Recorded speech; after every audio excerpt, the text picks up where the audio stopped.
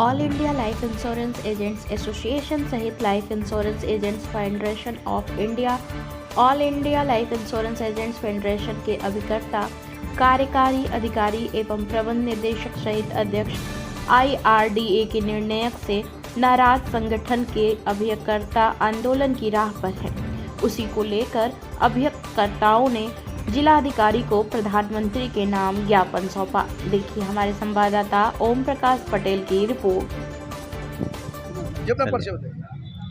मैं Eshal Thakur, all India life insurance agent association का राष्ट्रीय अध्यक्ष, आज वाराणसी की धरती पर अभिकर्ताओं की समस्याओं, पॉलिसी धारक की समस्याओं को लेकर के जन आवाज़ बुलंद करते हुए आज all India life insurance agent association पूरे देश के अंदर भारतीय जीवन बीमा निगम के अंदर 1 अक्टूबर 2024 के हुए परिवर्तन को लेकर के अपने नाराजगी जाहिर करते हुए आंदोलन की राह पर है।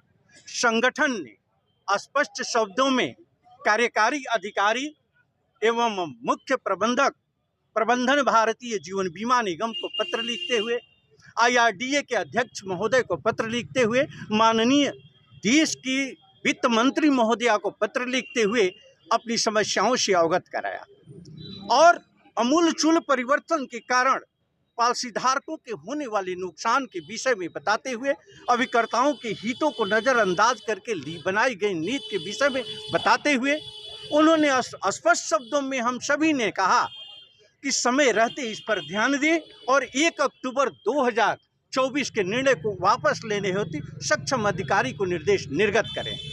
बदलाव में मैं मुख्यतः आपको बता देना चाहता हूं कि पॉलिसियों का किस्त बढ़ा दिया गया है।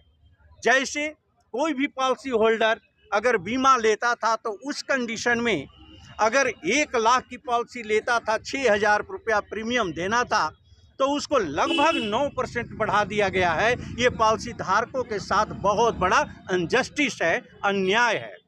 बोनस नहीं बढ़ाया गया है, बोनस को घटाने का प्रयास किया गया है और प्रीमियम को बढ़ाया गया है।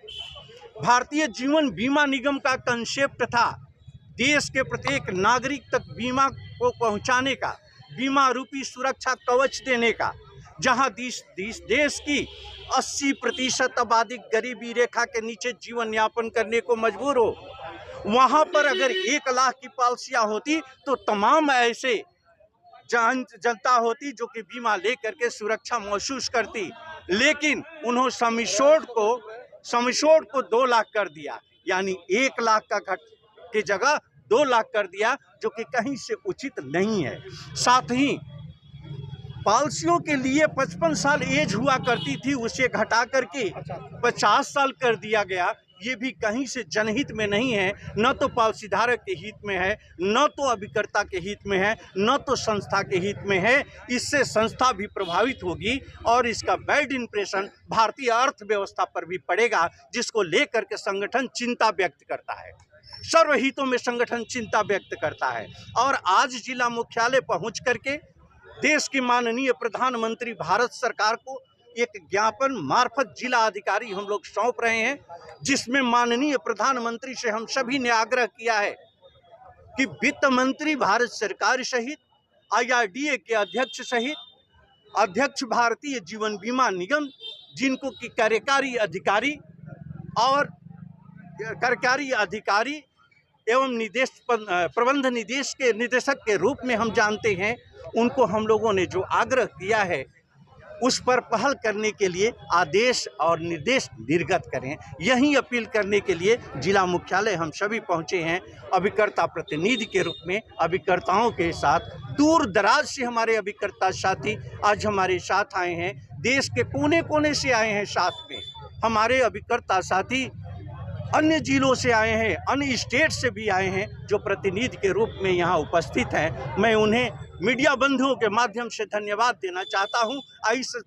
आप ही के माध्यम से ये संदेश देना चाहता हूँ कि प्रबंधन अपने नीतियों में बदलाव लाते हुए एक बेहतरीन रिलेशन को बना करके आज संस्था को बेहतर बनाने में अहम भूमिका अपनाने वाले अभिकर्ताओं का सहयोग करें और पूरी तरीके से भारतीय जीवन बीमा के निगम के संरक्षण के लिए कार्य करें। भारतीय जीवन बीमा निगम हम सभी की माँ के समान है, हमारा जीविकोपार्जन का साधन है। हम समर्पित है, 50 साल की एजेंसियां समर्पित है। मैं अनुरोध करता हूं कि मीडिया बंधुओं के माध्यम से जहां भी आवाज हमारी पहुंचती है, प्रबंधन अपने नीतियों में बदलाव लाते हुए, सहयोगात्मक दृष्टिकोण अपनाते हुए 1 अक्टूबर 2024 के लिए गए निर्णय को वापस ले, यही संगठन की मांग। आगे आप लोगों की तरफ से क्या कार्रवाई की जाएगी?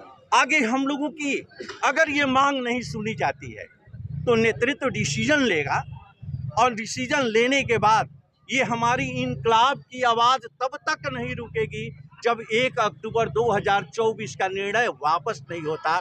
आगे आंदोलन की रणनीति क्या होगी, मैं प्रेस कॉन्फ्रेंस करके आप सभी को सूचित कर दूंगा।